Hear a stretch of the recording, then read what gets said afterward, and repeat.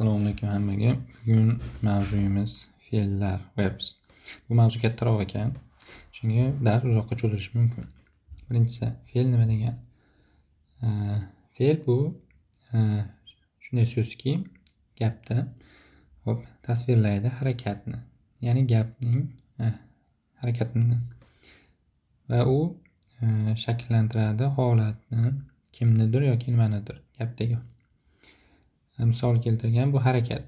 Ya'ni Anna throws the ball. Ya'ni ball to'pni irg'itdi. Uzoq joyga irg'itdi. Anna. Bu joyda throw degani harakat.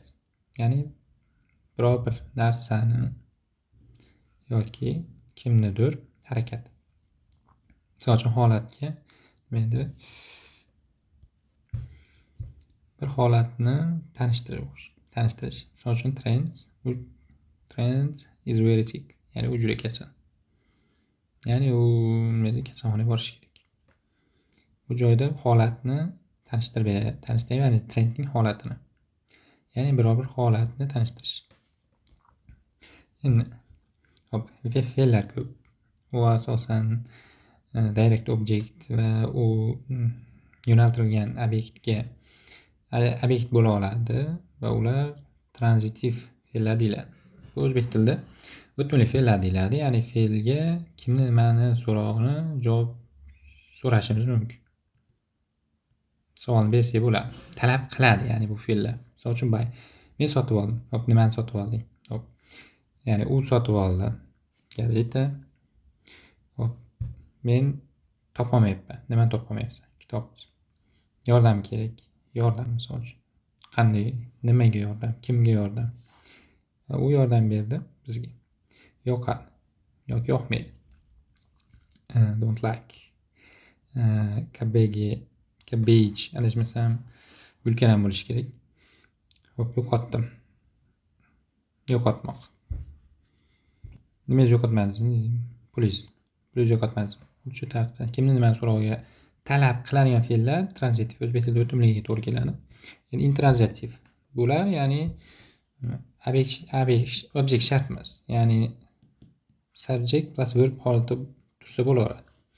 Lekin bular bo'lsa subject plus verb plus mana object bo'lishi shart.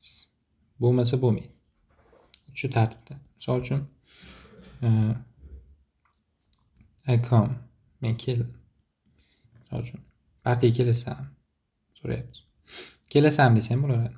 Qayerga, nima shart emas. Crow yiqilma bo'lishi kerak. Crow bu yemaklamoq. Bola yemaklayapti. Bolda. Misol uchun drive. U tez haydayapti. Nimani haydayapti? U shart emas. U haydayapti. Demak haydaydigan narsa. Misol uchun u uchib keldi, Parijdan uchib keldi. Kimni nimani so'rog'ini talab qilish shart emas. Va undan tashqari linking verblar kelibdi bu yerda. Bog'lovchi fe'llar. Xo'p. Nimadir yoki kimdir yoki nimanidir holatini, vaziyatini tanishtiradi. Degan boshqa fe'llar ham bor. Ular bu joyda kelgan. Linking verbs degan. Ya'ni ular olmaydi fe'lga yoki fe'l olmaydi. Ya'ni object olmaydi, lekin odatda sifat oladi, adjektiv oladi. Misol uchun bu yerda bir qanchasi bor deydi. Misol uchun be. I'm hungry. Men ochman. Misol uchun ob-havo bad. Ya'ni tushuntirganman be bilan bekomda yangi fe'l his qilish. Odatda linking verblar sifat oladi. Odatda undan boshqa narsa olmaydi. Faqat shunisini ajratsa bo'ladi. Endi buni amaliyotda qanchalik ahamiyati bor deganda, bu hozir men transitiv fe'l, intransitiv fe'lni foydalanishim kerak degan emas. Shunchaki tushuntirish uchun. Lekin juda ahamiyatli emas. Va endi hushyor bo'lasiz deydi, ehtiyot bo'ling. Bir qancha linking verblarning ikkinchi foydalanish usuli bor. Ya'ni transitiv. Ya'ni o'timizga ajratish mumkin. Misol uchun, hop. Uning terisi his qiladi, issiqdi. Adjektiv. U his qildi, kuchli og'riqdi. U ya'ni u his qildi, nimani his qildi? Issiqni. nimani his qildi desa, issiqni deya olmaymiz. Chunki issiq. Qanday bo'lsa shunday. So'rovni beramiz. Bu joyda ham misol uchun osmonda bulutlar o'syapti, ya'ni ko'payyapti. Bu joyda bo'lsa biz sabzavot yetishtirganmiz. Nimani yetishtirgan? Shu tartib bo'ladi. Bo'lishi yana siz aniqlashingiz mumkinligi verblarda substanting, ya'ni asoslariga ko'ra emissarga bu verblar uchun va u agar gap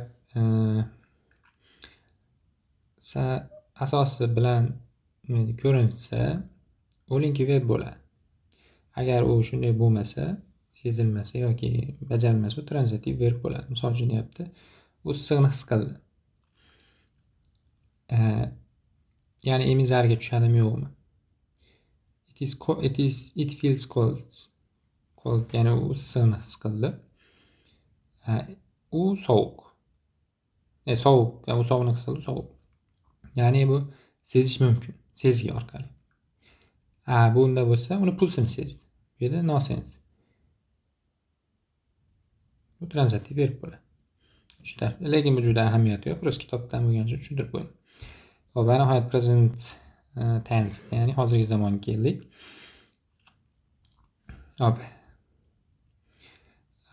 Ko'p tillarda hozirgi zamon tuslanadi deb keldi. Tuslanadi va juda murakkab.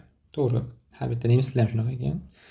O'zbek tilida sal kamroq, lekin biz boshqacha murakkabligimiz bor.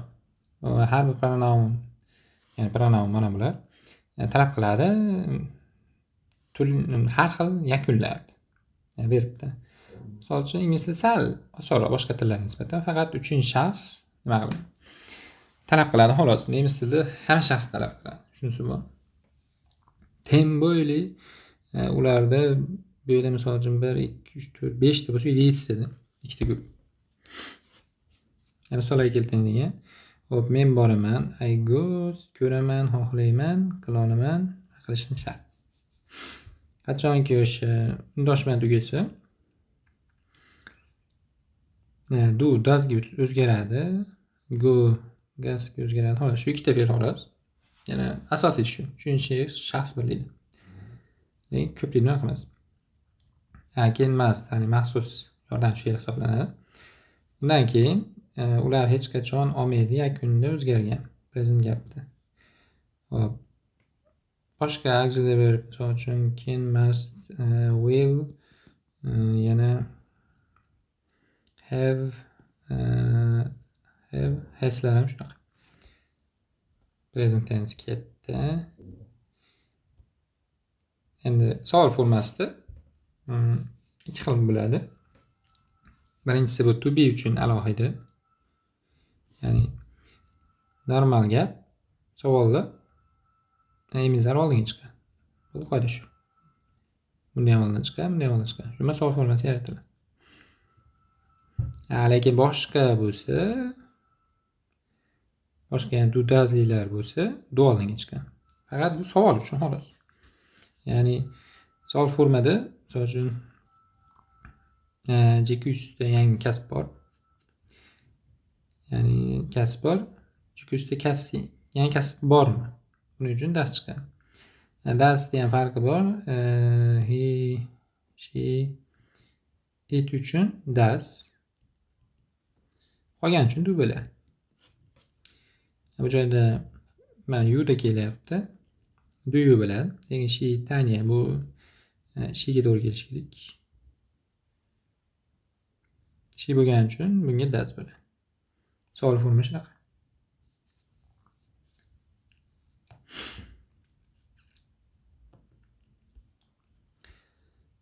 Va negativ forma kelgan. Be uchun bedan keyin doim not qo'shiladi. Mana qisqartmasi ham bo'lishi mumkin. Qisqartmada mana bu bo'lmaydi. Ya'ni I am not kam uchraydi odatda. Ko'proq bunday holatda bo'ladi. Am not tarjimada ketadi. Bu shunday qoladi. bir qisqasiga ikkinchi qisqani qolganda doim not bunday o'zgaradi xolos.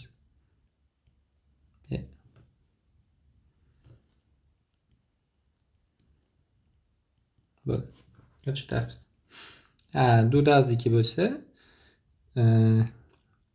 she it uchun does not. Qolgani uchun don't. You don't. I don't like. Nima ustida yoqtirmayman. She doesn't have kitoblarim yo'q. Menda kitoblar yo'q. Kitoblarim yo'q.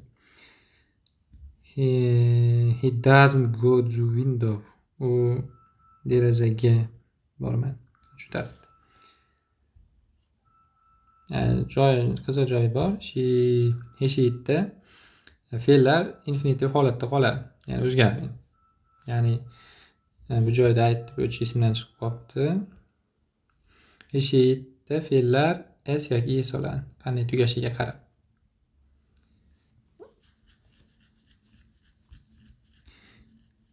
Ya'ni odatda unli bilan tugasa bu yerda aytyapti. Unli omad tugasa s oladi deydi. Lekin undan tashqari misol uchun watch ya'ni ch bilan tugashi bor. Unda ham s oladi. X bilan foxes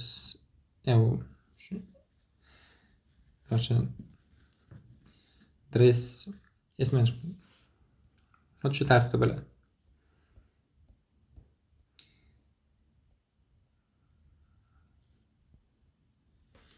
Endi present gaplarda 3 xil shakli bor. Birinchisi bu joyda aytyapti, 3 ta expressing tasvirlash, ta'riflash yo'li bor deydi. Ulardan bittasini bilasiz. Ya'ni tuslash, conjugate. I sing, we go, he has, she is, they want, shu. Bu present gaplar formasida doim speech maxsus minim bor. U aytadi, kimdir nimadir qiladi. Odat yoki tez takrorlanish. Ikkinchi present gaplari shakllangan bedan, shu bedan va u aralashtirilgan oxiri ing bilan tugaydi. Bu haliginaqa. Shunday harakatki, u maxsus progressda bo'lyapti va u biror bir fe'l tugallanmagan, u shunday harakat, fe'lning harakatiki tugamagan. Sodda qilib aytganda tugamagan ish harakat yoki biror bir progressda bo'layotgan harakat deyiladi. Bunga mana yozgan. She is learning. O'rganyapti, u gapiryapti, siz gapiryapsiz yoki sen. We are singing. U kuylayapti. I am running. Yuguribdi. Uchinchisi bo'lsa, kimnidir holatiga javob, qarshi javob yoki o'shani urg'u sifatida kuchaytirish ma'nosida gaplar. Bu gap negativ yoki pozitiv bo'lishi mumkin. Agar pozitiv bo'lsa, siz javobingiz negativda, u talab qilayotgan does infinitiv bilan misol uchun kimdir aytadi, you don't have the book. Kitobi yo'q. Siz javobingiz I do have the book. Odatda bu grammatika men ham birinchi marta ko'rib turibman. Lekin ishlatmaganman. Kitobda shunaqa ekan. Bu odatda speakingda bo'lishi kerak. Writingda bu ishlatilmaydi odatda. Bu informal holatda ishlatiladigan grammatik qoida bo'lishi kerak. Bu yerda misol keltirilgan. Birinchisiga, ya'ni odatlar yoki test nimanidir tez qilinishi. Men inglizda gapiraman. Bu odat. Men maktabga boraman va men futbol o'ynayman. Progressda bo'lsa, u tugamagan. Complete, incomplete yoki uncomplete bo'lishi kerak. I am speaking English. Inglizcha gapiraman. Men you are going to. Bu yerda maktabga ketyapman bo'lgan. U futbol o'ynayapti. Endi bu urg'u sifatida biror narsani yo teskarisini aytish uchun yoki urg'uni kuchaytirish uchun biror harakat. You don't speak English. Sen inglizcha gapira olmaysan. I do speak English. Rasmiy to bilish kerak ishmisam. Asli I do emas, I make speak English yoki I can speak English bo'lsa bo'ladi. Shu tartibda. Lekin bu juda ahamiyatli emas. Undan tashqari, xo'p, siz adverbialdan foydalansangiz ko'rinadiki, harakat qanchalik tez bajarilishi bo'ladi. Misol uchun tez, ba'zida, doim, odatda, har kuni. Va siz foydalanishingiz kerak habitual shaklni, present tense'lar, hozirgi zamonda. I often listen to jazz. Men tez jazz eshitaman. Biz telefonda ba'zida gaplashamiz. U odatda ishlaydi 5 gacha. Keyingisi past. Past bu ta'rifiga ko'ramiz. Shunda yana ko'rsatiladiki, nimadir va u sodir bo'lib tugagan o'tgan zamonda. Hop, uni 3 ta nimasi bor. Hozirga o'xshab, formasi bor. Presentga o'xshab. O'sha qanchalik harakatni takrorlanishi, u progressda tugamagan bo'ladi. Va urg'u berish. Hozirga o'xshab. Odatda urg'u chiqarib olsa 2 ta qoladi. Bu yerda aytyapti, past tense'ni ta'riflash yoki tuslash odatga oid yoki harakatni qancha tez qilinishi bu nisbatan oson. Va uni yasash uchun oxiriga id qo'shamiz yoki regular, ya'ni doimiy verblarda agar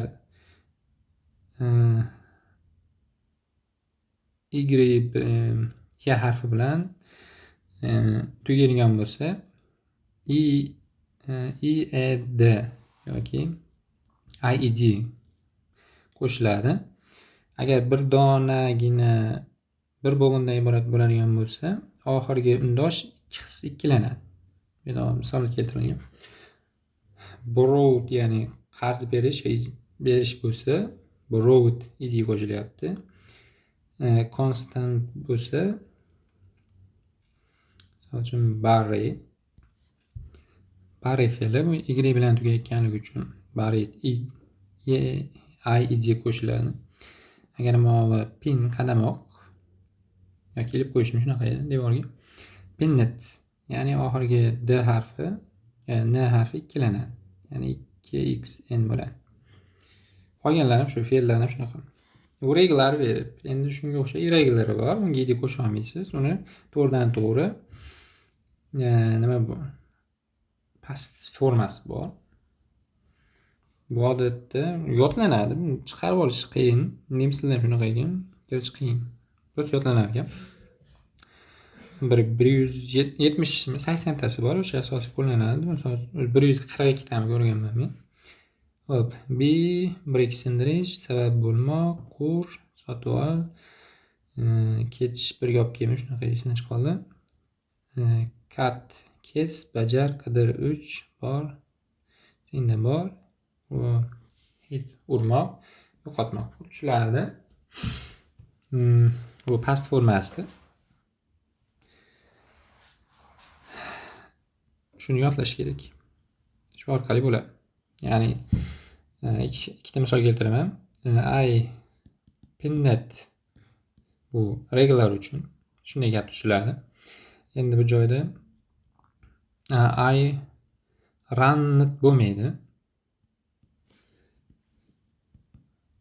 Uning o'rniga I run bo'ladi. Shu xato yozib qo'ydim. Shu yerga keladi. Bunisi emas. Balki bunisi. Shu tartibda bo'ladi. Endi shuni ing formasi bor. Bizga ham davomiy zamon deb o'rgatilgan. Ya'ni progressdagi yoki tugamagan harakat. Ma'lum bir jarayonda harakatdagi ma'lum bir voqelikdagi harakat yoki tugamagan bo'lishi kerak u. Unda aytayaptiki, farq yo'q. Regular va irregular uchun farq yo'q. Ya'ni I was, shu joyda I were ma I was deb tushuntirib qo'yishim kerak. I was faqat he, she, it va I uchun was, qolgani uchun were. Savol keltiramiz. Biz kattaroq yozaman. I was misol uchun singing bo'lsa, men kuylayapman, kuylayotgan edim. Undan keyin bitta harakat bor odatda. Bitta gapdan kelmaydi, undan keyin qo'shimcha gap keladi. When yoki qachonki televizor ko'rayotgan yoki YouTube ko'rayotganda bo'ladi. Yoki boshqacha qilamiz.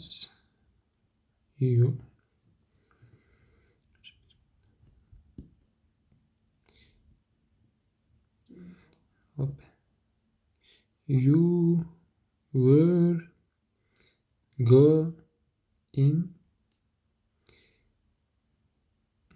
going home. Tusi ham bor meni. U uyga ketyapti. Ya ba'zi o'yinlar tushundingiz, xuddi shu. Present o'tgan zaman. Undan keyin nima ham keladi va so'ng shunaqa joyi bor. Boryapti, qachonki dars tugaganda. Dars tugagandan keyin. Bu ham xuddi shu habitual statement. Odatiy holatlar uchun, odatiy ish jarayonlari uchun deyilgan va nimadir qanchalik tez bajarilish.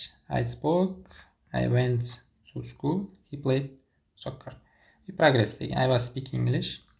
Ya'ni hozirgi holatda men dars o'tayotgan joyimda kecha gapiryapman. Va urg'u berish. Bu odatda kam ishlatilgan. Ya'ni question formasi qanaqa bo'ladi desa, do'dan deyga oldin biz do'd ishlatgan bo'lsak, bu o'tgan zamon bo'lganligi uchun do'dan deyga o'zgaradi. Faqat present uchun o'tgan zamon uchun ta'sir qilmaydi. Misolga savol formalari keladi, o'zini tushuntiriladi. Yo'q ekanmaydi. Keyingi present perfect. Hop. Ta'rifi. Nimanidir ta'riflash va u boshlangan o'tgan zamonda u davom etadi hozirgacha. Davom etadi, foydalanamiz present perfect tense deb. Uning ikkita formasi bor. In progress dagi harakat tugamagan va habitual yoki takrorlanuvchi odat. Tushunadi u have has bilan. Hozir misolga tushuntiraman yana. Hop. He, she, itga doim has kelgan.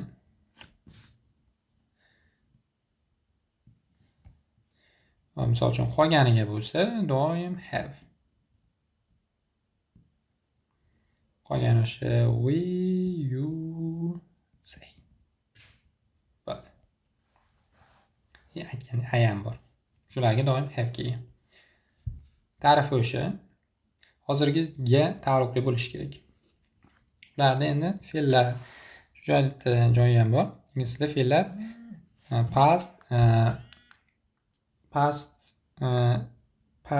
past formasi o'tgan zamon shakli, past participle degan formasi bor. O'sha formalardan kelib chiqib qo'yiladi. Past participle formasi qo'yiladi bunda perfektlar uchun. Qoidasi qanday bo'ladi? Bu yerda misol keltirilgan. To have bu boshqa ekan. Bu yerda ekan. Ya'ni hozir ya'ni subject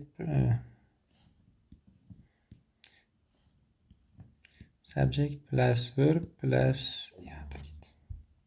men boshqacha adashib. Subject plus have, has plus verb ed yoki mana bu past participle. Past participle formasida plus object bo'ladi. Shu tartibda bo'ladi. Has, he, she uchun. Endi buni pastroqda ko'ramiz. Savol formasini tushuntirib beraman. Bo'ldi. Savol formasi yo'q ekan. Savol formasi have, has dan keyin not bo'ladi. Notni qo'shilishi bilan bo'ladi. Savol forma bo'ladigan bo'lsa, bu negativ forma edi. Savol forma bo'ladigan bo'lsa, have bilan has oldinga o'tadi. Bo'ldi. Shu bilan savol forma yasaladi. Savol forma yasalish va negativ forma, ya'ni gapning imkon shakli yasalishida doim verb ed holatda emas, balki infinitiv holatda bu qoladi. Ya'ni participle holatda emas. Misol uchun write yoki run o'zi o'zgarmagan. Seen misol uchun see participle seen bo'ladigan bo'lsa, lekin savol va negativ holatda u doim see holatda qoladi. Ya'ni have I see bo'ladi yoki you bo'ladigan bo'lsa, have you see bo'ladi. Xuddi shu tartibda bo'ladi. O'zgarmaydi, ya'ni faqat u darak gap holatida bo'ladi. Ya'ni participle talab qiladi.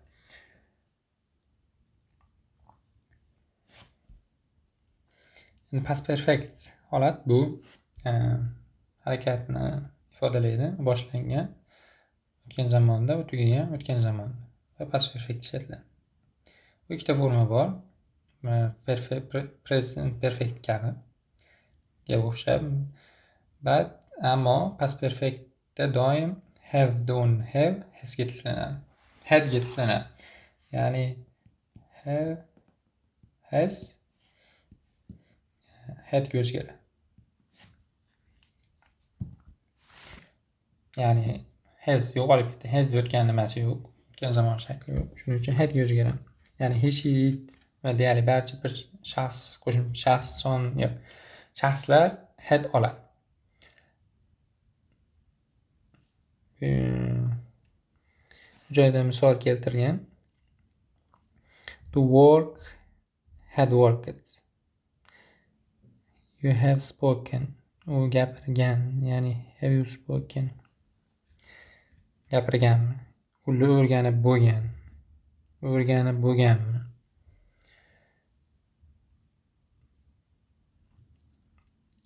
Savol negativ formasi ham o'zgarmaydi. Ya'ni have dan keyin doim not olgan.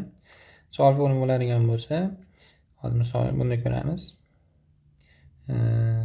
Had he learned bo'ladi. Learned bo'lmaydi.